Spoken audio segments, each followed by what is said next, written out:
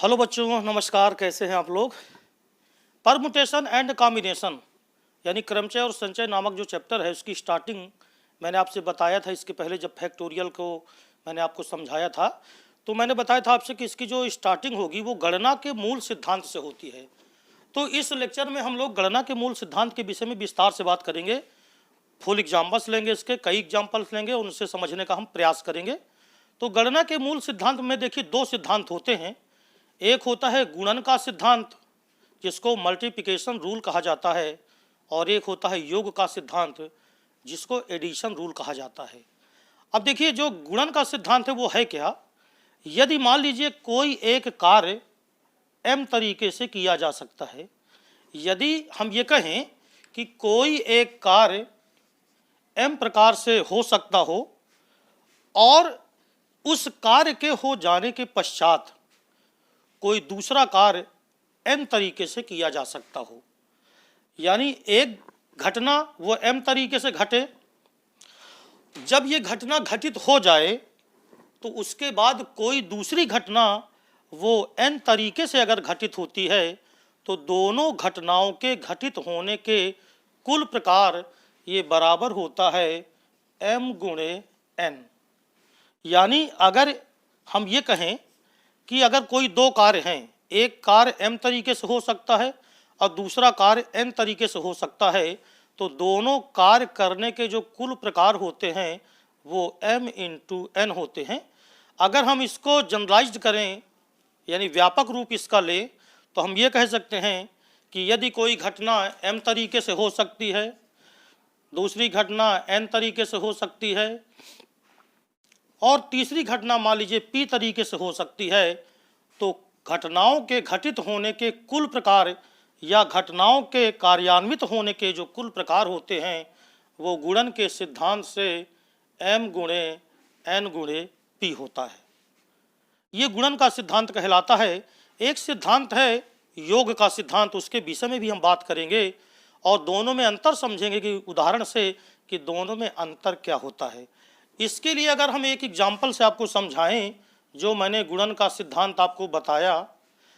यदि मान लीजिए हमारे पास कोई एक शहर A है और हम दूसरे शहर C को जाना चाहते हैं, यानी एक शहर A है और एक शहर B है।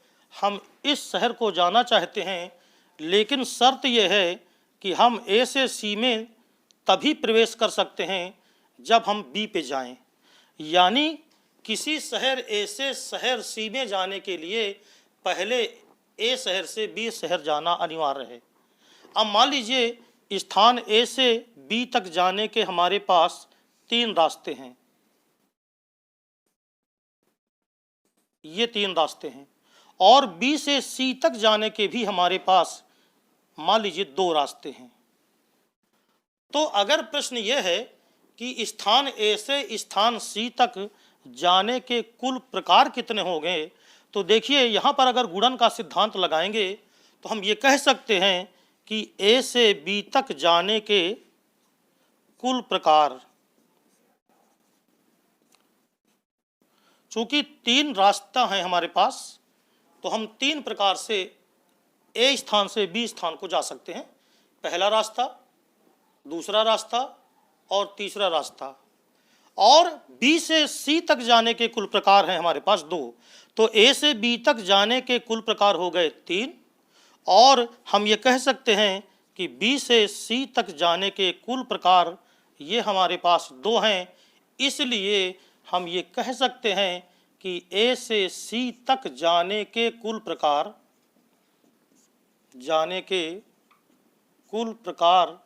ये बराबर m इंटू n, जो ऊपर मैंने फार्मूला लिखा, गुणन का सिद्धांत लिखा, उसके हिसाब से टोटल प्रकार 3 इंटू 2 बराबर 6 प्रकार। यानी कि जाने के कुल हमारे पास जो तरीके होंगे A से C तक, वो तरीके होंगे हमारे पास कितने प्रकार से, 6 प्रकार से। तो देखिए जो गुणन का सिद्धांत होता है वो ये कहता है कि यदि कोई एक कार्य m तरीके से संभव हो, उस कार्य के हो जाने के पश्चात यदि कोई दूसरा कार्य n तरीके से संभव हो तो दोनों कार्यों को करने के कुल प्रकार बराबर होते हैं m इंटू n। इसे कहते हैं हम गुणन का सिद्धांत। योगफल का सिद्धांत इसी में समझा जा सकता है, लेकिन योगफल के सिद्धांत में एक चीज़ ये ध्यान रखना है कि जैसे यहाँ पर एक कार्य के हो जाने के पश्चात दूसरा कार्य दो प्रकार से हो सकता है, तो जब योगफल का सिद्धांत होता है तो उसमें और गुणन के सिद्धांत में एक अंतर होता है। गुणन के सिद्धांत में और शब्द आता है, यानी और का प्रयोग अगर हो तो आप जान जाइए कि गुणन का सिद्धांत है, और अगर आप योगफल का सिद्धांत लगाएंगे तो वहाँ पर जो शब्द आएगा वो आएगा या। इसी अगर हम एग्जाम्पल में देखें तो देखिए, ए से सी तक जाने के कुल प्रकार अगर मैं निकालूं तो हम कैसे गुणन योगफल का सिद्धांत लगा सकते हैं। देखिए, पहले ए से ये मैंने फर्स्ट रास्ता है, ये सेकंड है और ये थर्ड है, यहाँ पर ये फर्स्ट है और यहाँ पर ये सेकंड है। तो देखिए उसके पास कितने प्रकार से जाने के कुल तरीके हो सकते हैं। अगर हम इसको योगफल के सिद्धांत से समझें तो व्यक्ति ए से बी तक पहले रास्ते से जाता है, तो एक प्रकार से वो गया ए से बी तक। अब उसके पास दो रास्ते हैं, फर्स्ट और या तो सेकंड, यानी ए से बी तक गया वो एक प्रकार से, और फिर बी से सी तक जाने की जो घटनाएं हैं वो दो प्रकार से घटित हो सकती हैं, यानी दो प्रकार से पहली घटना। फिर आया या वो ऐसा करे कि ए से बी तक वो सेकंड रास्ते से जाए। फिर से समझिएगा, ए से बी तक वो सेकंड रास्ते से जाए, और जब ए से बी तक वो पहुंच जाएगा, ए से बी पर वो पहुंच जाएगा, तो उसके पास फिर दो विकल्प हैं कि बी से सी तक जाने के लिए या तो वो पहला मार्ग चुने और या तो वो दूसरा मार्ग चुने, अर्थात या तो वो दूसरा उपाय चुन सकता है। तो 2 पहली बार आया और 2 दूसरी बार आया, और तीसरी बार देखिए या तो वो ए से बी तक तीसरे रास्ते से भी जा सकता है, मगर बी से सी तक जाने के लिए उसके पास फिर 2 तरीके हैं, यानी टोटल तरीके फिर 2 हुए। तो 2 + 2 + 2 बराबर कितना हो गया 6। तो देखिए इसी में योग का सिद्धांत हो गया और इसी में गुणनफल का सिद्धांत हो गया। तो अगर योगफल के सिद्धांत की हम बात करें तो योगफल का सिद्धांत क्या कहता है कि यदि कई परस्पर अपवर्जी क्रियाएं, देखिए 2 प्रकार की घटनाएं होती हैं, एक घटना होती है स्वतंत्र घटना और एक घटना होती है अपवर्जी घटना। स्वतंत्र घटना किसे कहते हैं? जब कई घटनाएं एक साथ घटित होती हैं और उसमें किसी भी एक घटना का घटित होना या ना होना दूसरे पर कोई प्रभाव नहीं डालता। उदाहरण के तौर पर यदि एक क्वेश्चन 3 बच्चों को लगाने के लिए दे दिया जाए तो क्वेश्चन लगाने के प्रकार एक स्वतंत्र घटना है, क्योंकि 3 बच्चों में से उस सवाल को पहला भी लगा सकता है, दूसरा भी लगा सकता है या तीसरा भी लगा सकता है, या हो सकता है तीनों लगा लें। यानी एक लड़के के सवाल लगाने या न लगाने का दूसरे लड़का सवाल लगा ले या न लगा ले, इस पर कोई प्रभाव नहीं डालता। अपवर्जी घटना क्या होती है कि जब एक घटना घटित होती है तो उस घटना के घटित होते समय कोई दूसरी घटना घटित नहीं हो सकती, यानी घटना या तो ए घटेगी और या तो घटना बी घटेगी। उदाहरण के तौर पे जैसे मान लीजिए हम टास का एक सिक्का फेंकते हैं, टास करते हैं जब, तो यदि हेड आता है तो टेल नहीं आ सकता, और अगर टेल आ सकता है तो हेड नहीं आ सकता। यानी टास के समय हेड या टेल आने की जो घटनाएं हैं वो परस्पर अपवर्जी घटनाएं हैं। बात समझ में आ गई? तो जो योगफल का सिद्धांत है वो अपवर्जी घटनाओं में लगता है। यानी कोई मान लीजिए हमारे पास 3 घटनाएं हैं PQR और तीनों अपवर्जी घटनाएं हैं, तो यहाँ पर जो है उन सभी घटनाओं के घटने की जो टोटल प्रकार होंगे वो बराबर होंगे m + n + p। यहाँ पर जैसे मैंने कहा m × n × p, क्योंकि ये घटनाएं स्वतंत्र हैं, उसके पास विकल्प है, स्वतंत्र घटना है, यानी a से b तक जा सकता है वो 3 प्रकार से, राइट, और b से c तक जा सकता है वो 2 प्रकार से। तो ये दोनों घटनाएं स्वतंत्र घटनाएं हैं, इसलिए टोटल प्रकार होंगे 6। लेकिन मान लीजिए मैं एक उदाहरण से आपको और यहाँ समझाता हूँ, देखिए जरा ध्यान से, तो आपकी समझ में और अच्छे समझ में आएगा कि गणना का जो सिद्धांत है, योगफल का सिद्धांत या गुणनफल का सिद्धांत, दोनों अलग अलग समझें। मान लीजिए एक व्यक्ति को किसी स्थान A से B स्थान तक उसे जाना है, जाने के माध्यम क्या क्या हैं? बस द्वारा एक रास्ता है, एक विकल्प उसके पास है कि वो बस द्वारा पहुंच जाए।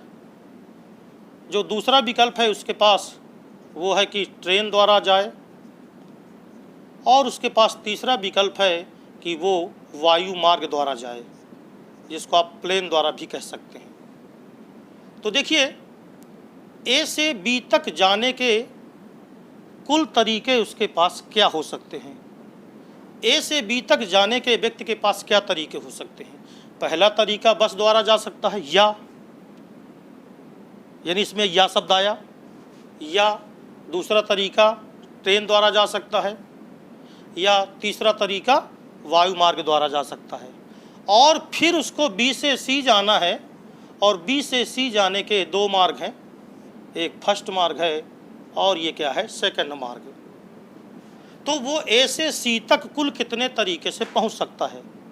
तो देखिए करेगा क्या, वो ए से बी तक बस द्वारा गया, और फिर बी से सी तक जाने के लिए दो रास्ते हैं, तो वो या तो फर्स्ट मार्ग से जाएगा या तो सेकंड मार्ग से जाएगा। तो टोटल कितने प्रकार हो गए? दो प्रकार से। या विकल्प उसके पास ये है कि वो पहले ए से बी तक ट्रेन द्वारा चला जाए, यानी जब बस द्वारा वो व्यक्ति जाएगा तो वो व्यक्ति ट्रेन द्वारा नहीं जाएगा, यह अपवर्जी घटना हो गई। तो जब वो ट्रेन द्वारा जाता है तो फिर वो एक माध्यम उसका ट्रेन हो गया, ट्रेन द्वारा वो बी तक पहुंचा, और फिर बी से सी तक जाने के उसके पास दो रास्ते, तो +2। इसी प्रकार अगर वो वायु मार्ग द्वारा जाए तो फिर एक विकल्प वायु मार्ग द्वारा, और फिर पहला या दूसरा रास्ता बी से सी तक जाने के लिए। तो इस प्रकार 2 + 2 + 2, यानी उसके पास कुल कितने विकल्प हैं? 6 विकल्प हैं। तो 6 तरीके से वो ए से सी पर जा सकता है। तो आपको बात समझ में आ गई है? तो जब हम गुणनफल का सिद्धांत हम तब लगाते हैं जब कार्यों को जोड़ने के लिए और शब्द का प्रयोग होता है, और एंड अगर ये आता है तो आप समझ जाओ कि गुणन का सिद्धांत लगना है, और अगर या आ जाए जोड़ने वाला तो आप समझ जाओ कि योगफल का सिद्धांत लगना है। तो आइए इन दोनों प्रकारों को, इन दोनों सिद्धांतों को, जो गुणनफल के सिद्धांत हैं, इन दोनों सिद्धांतों को समझने के लिए हम कुछ उदाहरण लेके चलते हैं, और उम्मीद है कि जब ये उदाहरण हो जाएंगे तो आपको ये क्वेश्चन पूरी तरह समझ में आ जाएगा। तो देखिए ज़रा किस प्रकार अब हम क्वेश्चन लगाएंगे। पहला एक उदाहरण हम लेके चल रहे हैं, आप चाहें तो क्वेश्चन को नोट करते चलिएगा। मैं तो यहाँ पर बोर्ड में लगाऊंगा क्वेश्चन, केवल आपको समझाना है मुझे, क्योंकि अगर आप इसको समझ गए तो परमुटेशन और कॉम्बिनेशन आप बहुत अच्छे से समझ सकते हो। तो चलिए देखते हैं पहला क्वेश्चन क्या है। कह रहा है एक कमरे में 6 दरवाजे हैं, कुल कितने प्रकार से कोई एक व्यक्ति एक दरवाजे से प्रवेश करके भिन्न दरवाजे से कमरे से बाहर आ सकता है। एक कमरे में 6 दरवाजे हैं। मान लीजिए ये कोई कमरा है, इस कमरे में 6 दरवाजे हैं, 1 2 3 4 5 और 6। इस दरवाजे को मैंने कहा D1, D2, D3, D4, D5 और D6। कह रहा है एक कमरे में 6 दरवाजे हैं, कुल कितने प्रकार से कोई व्यक्ति एक दरवाजे से प्रवेश करके और भिन्न दरवाजे से बाहर निकल सकता है। इसका कहने का मतलब ये हो गया कि अगर व्यक्ति एक दरवाजे से प्रवेश करेगा तो जिस दरवाजे से उसे प्रवेश करना है उस दरवाजे से वो बाहर नहीं निकल सकता। कहने का मतलब ये है कि जब व्यक्ति प्रवेश करेगा तो प्रवेश करने की घटनाएं ये 6 प्रकार से हो सकती हैं, क्योंकि 6 दरवाज़ों में से वो किसी भी दरवाजे से प्रवेश करेगा तो 6 प्रकार से वो दरवाजे से प्रवेश कर सकता है। लेकिन चूंकि जिस दरवाजे से उसे प्रवेश करना है उस दरवाजे से उसे बाहर नहीं आना, इसका मतलब ये हो गया कि बाहर आने के प्रकार ये बराबर हो जाएंगे 5 प्रकार। तो इस प्रकार जो टोटल नंबर आप वे जाएंगे, यानी कुल प्रकार गुणन के सिद्धांत से हम कह सकते हैं 6 × 5 बराबर कितने प्रकार से? 30 प्रकार से। अर्थात व्यक्ति किसी दरवाजे से प्रवेश करेगा और भिन्न भिन्न दरवाज़ों से बाहर निकलता है तो कुल वो 30 प्रकार से बाहर निकल सकता है कमरों में प्रवेश करने के बाद। ये गुणन का सिद्धांत मैंने लगाया। अब अगर मान लीजिए मैं आपसे कहूं कि चलिए आप हम लोग इसे योगफल के सिद्धांत से लगाते हैं, योग का सिद्धांत, एडिशन रूल, तो देखिए क्या होगा कि इसमें कितनी घटनाएं घट सकती हैं। व्यक्ति D1 से प्रवेश किया तो जब D1 से प्रवेश करेगा तो D1 को छोड़ के बाकी वो 5 प्रकार से बाहर निकल सकता है, यानी एक घटना हो सकती है 5 प्रकार से। अगर वो D2 से प्रवेश करेगा तो D2 को छोड़ करके बाकी 5 दरवाज़ों से निकल सकता है, यानी दूसरी घटना भी 5 प्रकार से। इसी प्रकार तीसरी घटना अगर D3 से प्रवेश करे तो D3 को छोड़ के बाकी दरवाज़ों से निकल सकता है। इस प्रकार वो सभी 6 दरवाज़ों से घुस करके और अपने दरवाजे को जिससे वो अंदर प्रवेश करता है उसे छोड़ करके बाकी 5 दरवाज़ों से निकल सकता है, 5 दरवाज़ों से। यानी हर घटना कई प्रकार से, 5 प्रकार से। अब चूँकि 6 दरवाज़ों से प्रवेश करना है उसको, इसका मतलब ये हो गया कि 5 + 5 + 5, और इस प्रकार अगर हम 6 बार जोड़ दें तो कुल टोटल कितने प्रकार आ रहा है? 30 प्रकार। तो देखिए इस क्वेश्चन को हमने 2 प्रकार से लगाया। एक तो हमने लगाया गुणन का सिद्धांत और एक हमने लगाया योगफल का सिद्धांत। योगफल का कैसे? योगफल में हम जोड़ते क्यों हैं? देखो, क्योंकि जब वो D1 से जाता है तो उस समय वो D2 से नहीं जा सकता। यानी या तो वो D1 से गया तो बाकी 5 से निकला, या तो वो D3 से गया तो बाकी 5 से निकला। यानी हर प्रकार से वो हर दरवाजे से 5 प्रकार की घटनाएं कर सकता है। इसी में एक और देखिए दूसरा उदाहरण मैं आपको दिखाऊं। दूसरा उदाहरण क्या है उसको भी आप समझें।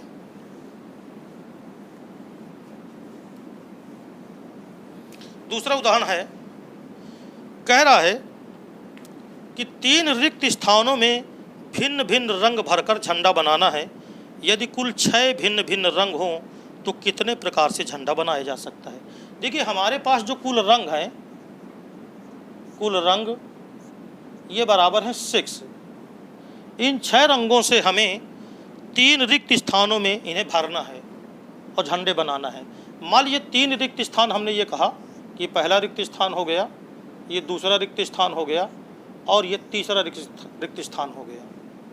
तो हमें इन 6 रंगों को इन 3 भिन्न भिन्न स्थानों में, 3 भिन्न स्थान आपको दिखाई दे रहे हैं, इनमें इन रंगों को कहता है भर करके कुल कितने प्रकार से झंडे बनाए जा सकते हैं। तो देखिए अगर मान लीजिए हमारे पास 6 रंग हैं और पहले स्थान को अगर हमें भरना हो तो हम रंगों को 6 प्रकार से भर सकते हैं, क्योंकि 6 रंग हमारे पास हैं। लेकिन जैसे ही हमने इसमें एक रंग भरा तो एक रंग जब भर गया तो अब हमारे पास कुल रंग बचे कितने? 5। तो जो दूसरा रिक्त स्थान है उसमें हम केवल 5 रंगों का ही प्रयोग करके भर सकते हैं। तो दूसरा स्थान भरने के कुल प्रकार हो जाएंगे 5 प्रकार। यानी दूसरे वाले रिक्त स्थान को 5 रंगों से 5 प्रकार से भर सकते हैं। अब जब इसमें भी एक रंग भर गया तो 6 रंगों में से 2 रंग तो हमने भर दिया। तो अब हमारे पास कितने रंग बचे? 4। तो अब हमारे पास 4 रंग हैं, तो हम तीसरा रिक्त स्थान 4 रंगों से 4 प्रकार से भर सकते हैं। ये देखिए, तो अब आप ये बताओ कि पहला स्थान रिक्त स्थान 6 प्रकार से, दूसरा रिक्त स्थान 5 प्रकार से और तीसरा रिक्त स्थान हम 4 प्रकार से भर सकते हैं। तो इस प्रकार कुल झंडों के प्रकार कितने झंडे बन सकते हैं, यही पूछा था। कि आ गया 6 गुणे 5 गुणे 4 गुणन का सिद्धांत लगाया, क्योंकि पहली घटना 6 प्रकार से घटित होती है, दूसरी घटना 5 प्रकार से घटित हो सकती है और जो तीसरी घटना है वो 4 प्रकार से हो सकती है। इसलिए घटनाओं के घटित होने के कुल प्रकार गुणन का सिद्धांत कहता है m गुणे n गुणे p, अर्थात ये बराबर आ जाएगा 6 पंचे 30 और 30 गुणे 4, अर्थात हम झंडे बना सकते हैं कितने प्रकार से? 120 प्रकार से। तो ये है गुणन का सिद्धांत। एक और एग्जाम्पल से देखिए, मैं यहाँ पर काफ़ी एग्जाम्पल करने वाला हूँ जिससे आपको ये पूरी तरह समझ में आ जाए। तो आप इन एग्जाम्पल्स को देखते चलिएगा और समझते चलिएगा। चार अक्षरों को लेकर शब्द रोज से बनने वाले कुल अर्थ या अर्थहीन शब्दों की संख्या बताओ। देखिए, रोज ROSE ये हमारे पास एक शब्द है। कह रहा है 4 अक्षरों को लेकर, इससे हमें 4 अक्षर लेना है। अब इसमें 4 अक्षर तो कुल है ही, तो 4 अक्षरों को लेकर बनने वाले कुल शब्द, चाहे उनका अर्थ हो या उनका अर्थ ना हो, कितने बन सकते हैं, जबकि अंकों की पुनरावृत्ति संभव नहीं है। अंकों की पुनरावृत्ति संभव नहीं का मतलब क्या होता है कि अगर कोई अंक एक बार हमने यूज कर दिया तो उस अंक का हम दोबारा यूज नहीं करेंगे। यानी अगर एक अंक हमने भर दिया कहीं पर तो उस अंक को अब दोबारा नहीं भर सकते। तो ज़रा देखिए, 4 अक्षर हमको लेना है। 4 अक्षर इसमें है। मान लीजिए मैं शब्द बना रहा हूँ 4 अक्षरों से, तो ये 4 रिक्त स्थान मैंने बना लिया। क्योंकि 4 अक्षर हैं तो 4 रिक्त स्थान में हम भर लें। तो देखो ज़रा, रोज शब्द में 4 अक्षर हैं, अगर मैं पहला स्थान भर सकता हूँ तो कुल कितने प्रकार से, 4 प्रकार से, क्योंकि अभी मैं पहला स्थान ही भर रहा हूँ। तो पहला स्थान मैंने भरा 4 प्रकार से। अब ROSE चारों अक्षर अलग अलग हैं, तो इनमें से अगर कोई एक अक्षर भर गया तो कह रहा है कि आप उस अक्षर को दोबारा नहीं भर सकते। तो बताइए, 4 अक्षर अगर हमने यहाँ 4 अक्षरों को में से कोई एक भर दिया, 4 प्रकार से भर सकते हैं, चूँकि कोई भी अक्षर भर सकते हैं। तो एक अक्षर जब इसमें भर गया तो अब हमारे पास अक्षर बचे कितने, 3। तो हम दूसरा वाला स्थान 3 प्रकार से भर सकते हैं। अब 2 अक्षर भर गए तो 2 बचे, तो दूसरा स्थान हम 2 प्रकार से भर सकते हैं। अब हमारे पास केवल एक अक्षर बचा है और एक स्थान बचा है, तो हमें इसे केवल एक प्रकार से भर सकते हैं। तो देखिए, स्पष्ट है कि पहला स्थान हम 4 प्रकार से भर सकते हैं, दूसरा स्थान हम 3 प्रकार से भर सकते हैं, तीसरा हम 2 प्रकार से और चौथा हम 1 प्रकार से। इस प्रकार बनने वाले कुल शब्द बराबर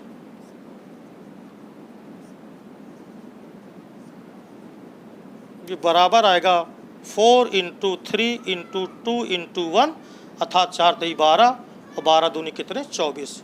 यानी 24 भिन्न भिन्न शब्द इससे बन सकते हैं। लेकिन ये शर्त यहाँ पर दी है कि अंकों की पुनरावृत्ति नहीं होती, कि अंकों की पुनरावृत्ति संभव है।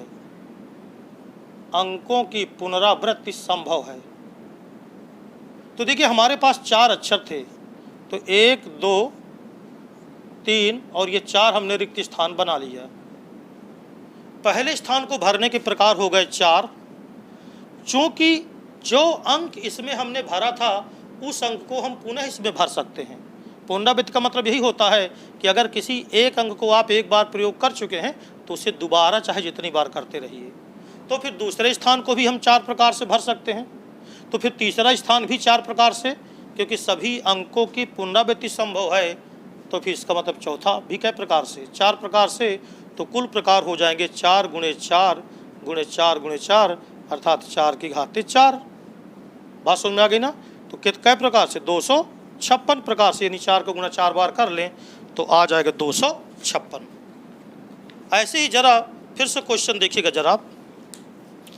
अंकों वाले सवाल ये काफ़ी क्वेश्चन के लिए परीक्षा के लिए महत्वपूर्ण होते हैं क्वेश्चन अंकों वाले।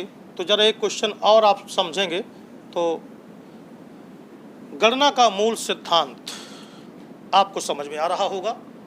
चौथा जो क्वेश्चन है इसमें कह रहा है 100 से 1000 के बीच कितनी संख्याएं हो सकती हैं जबकि इकाई का अंक 7 हो। देखिए, 100 से 1000 के बीच कितनी संख्याएं हो सकती हैं, कितनी संख्याएं हो सकती हैं जबकि कह रहा है इकाई का अंक 7 हो। शर्त यहाँ पर यह लगा दिया कि इकाई का अंक ये कह रहा है बराबर 7 हो। अब सोचो जरा कि जब हम अंक देखें कि अंक कितने होते हैं, देखिए जब हम संख्याएं बनाएंगे तो 0, 1, 2, 3, 4, 5, 6, 7, 8 और 9, इनसे हम बनाएंगे 100 से 1000 के बीच की कितनी संख्या हो सकती है बताना है। 100 से 1000 के बीच की जो संख्याएं होंगी वो 3 अंकों की हो सकती हैं, यानी संख्याओं में जो अंक होंगे वो 3 होंगे। तो चलिए मैंने 3 रिक्त स्थान यहाँ बना लिया। ये इकाई का देखिए अंक हो जाएगा यहाँ पर, ये दहाई का अंक होता है और ये हो जाएगा सैकड़ा का अंक। अब देखो क्वेश्चन में क्या कहा गया है कि जो इकाई का अंक है वो फिक्स है 7 हो, यानी हमको इसको भरना है केवल एक अंक से, वो भी 7 से।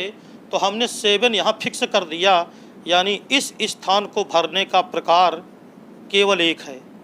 तो हमने इकाई का अंक भरा केवल एक प्रकार से।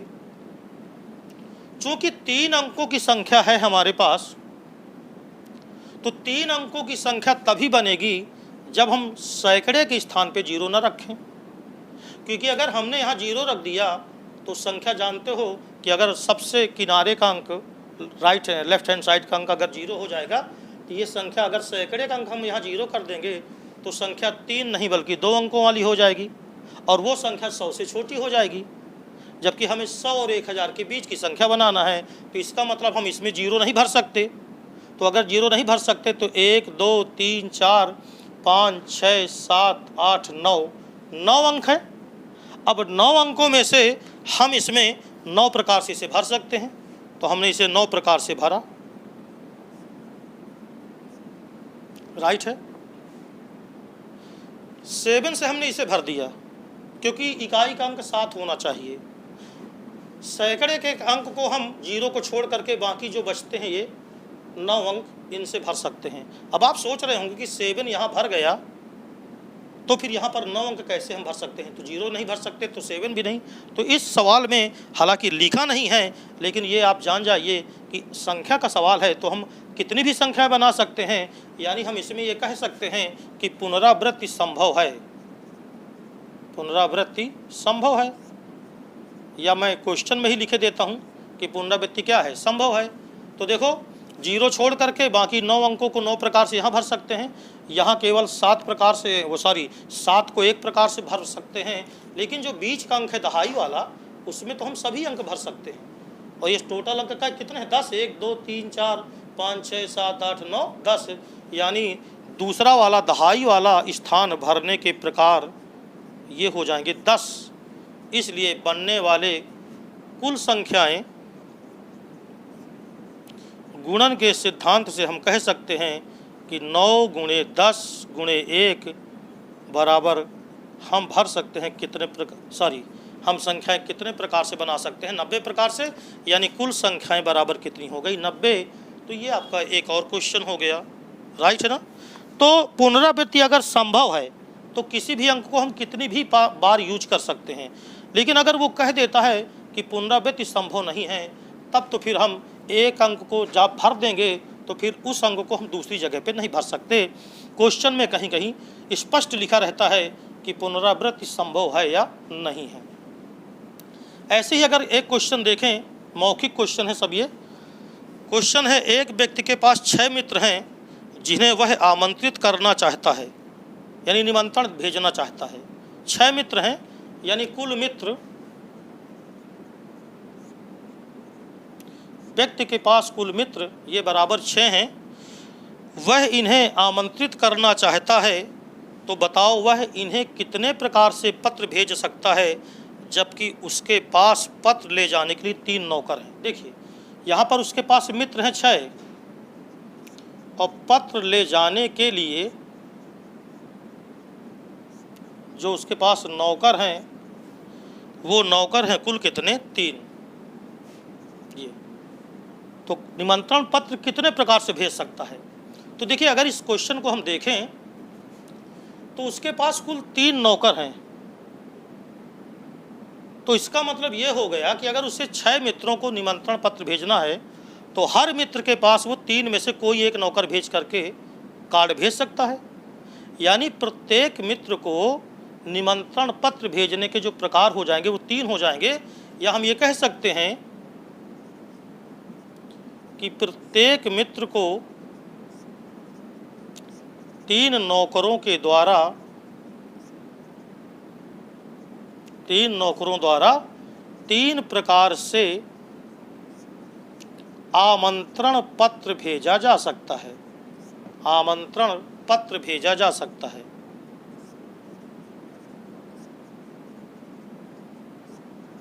भेजा जा सकता है। तो हर मित्र को 3 प्रकार से निमंत्रण वो भेज सकता है। अब चूंकि उसके पास मित्र हैं 6, इसका मतलब कुल आमंत्रण पत्र भेजने के प्रकार हो जाएंगे 3 गुणे 3 गुणे 3 गुणे 6 बार, क्योंकि 6 मित्र हैं और 6 मित्रों में से हर मित्र को वो 3 प्रकार से निमंत्रण भेज सकता है। तो इस प्रकार उसके पास जो निमंत्रण पत्र भेजने के टोटल वेज होंगे, टोटल प्रकार होंगे, वो बराबर होंगे 3 की घाते 6। इसलिए आमंत्रण भेजने के प्रकार, आमंत्रण भेजने के प्रकार ये बराबर हो जाएंगे 3 की घाते 6, और यही क्या हो जाएगा आंसर, है ना। अब आप इसको गुना कर लें, 729 आता है। फिर इसके बाद देखें एक और क्वेश्चन है और उससे भी आप समझने का प्रयास करिएगा। तो अगर आप ये उदाहरण समझ जाते हैं तो गणना का मूल सिद्धांत समझ जाएंगे। इसके बाद परमुटेशन कॉम्बिनेशन बहुत ही आसान हो जाएगा आपको। कह रहा है अंकों 2, 3, 4, 6, 7। देखिए हमारे पास अंक दिए हैं 2, 3, 4, 6 तथा 7। ये हमारे पास अंक दे दिए गए हैं। इनसे 600 से बड़ी 3 अंकों की कितनी संख्याएं बनाई जा सकती हैं। क्वेश्चन है 600 से बड़ी, क्वेश्चन है 600 से बड़ी 3 अंकों की कितनी संख्याएं बना सकते हैं। कितनी संख्याएं बन सकती हैं। तो देखो 3 अंकों की संख्या है तो 3 स्थान मैंने बना दिया। 1, ये हो गया 2 और ये हो गया 3। पहली शर्त यह है कि 600 से बड़ी संख्या होनी चाहिए। अब अगर मान लो मैंने सैकड़े के स्थान पे 2 भर दिया, 3 भर दिया या 4 भर दिया, तो इसका मतलब तो फिर ये हो गया कि वो संख्या 600 से छोटी हो जाएगी। इसका मतलब ये हो गया कि जो ये स्थान है ये केवल 2 प्रकार से भर सकते हैं। कौन कौन से? 6 से या 7 से। 6 भरेंगे तभी 600 से बड़ी रहेगी, 7 भी भर देंगे तो भी संख्या 600 से क्या रहेगी? बड़ी। बोलो बात समझ में आ गई। अब इसके बाद देखो, जब 1, 2, 3, 4, 5 अंक थे आपके पास, लेकिन इसमें सिर्फ आप 2 अंक भर सकते हो। कौन कौन से? 6 या 7। लेकिन बाकी जो दोनों स्थान हैं इनको तो आप किसी भी संख्या से भर सकते हो।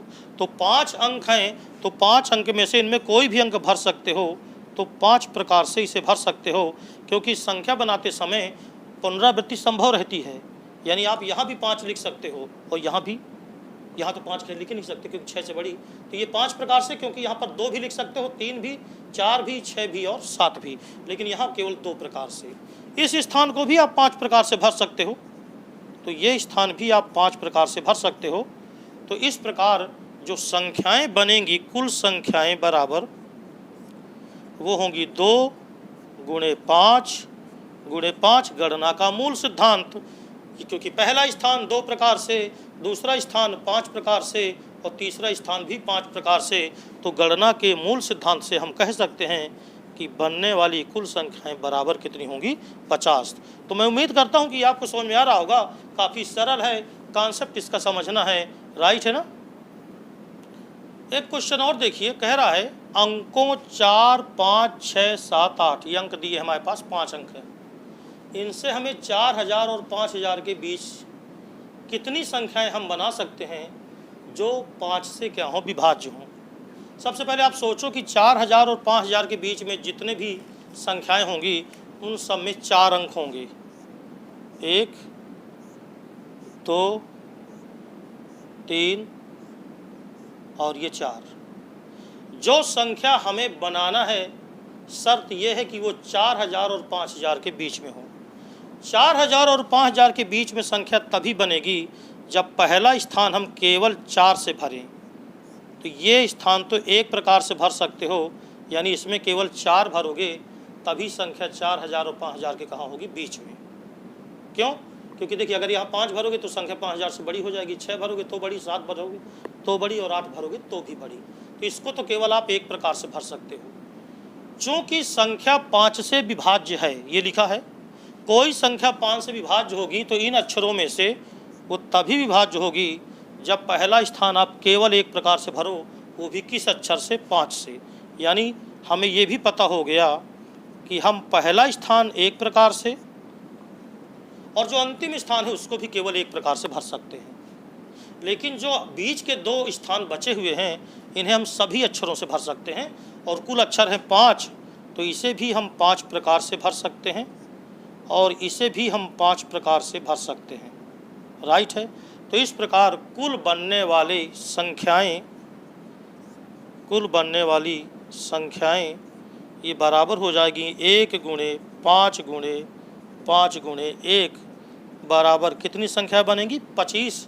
गुणन के सिद्धांत से पहला स्थान एक प्रकार से भर सकते हैं, दूसरा स्थान 5 प्रकार से भर सकते हैं, तीसरा 5 प्रकार से भर सकते हैं और चौथा कई प्रकार से, 1 प्रकार से। तो इस प्रकार यह है गणना का मूल सिद्धांत, जो कि समझना बहुत अनिवार्य था। अब इसके बाद हम पढ़ सकते हैं क्रमचय और संचय। तो अब हम इसके आगे स्टार्ट करेंगे, जिस चैप्टर का नाम है क्रमचय और संचय, NPR और NCR। तब तक के लिए नमस्कार।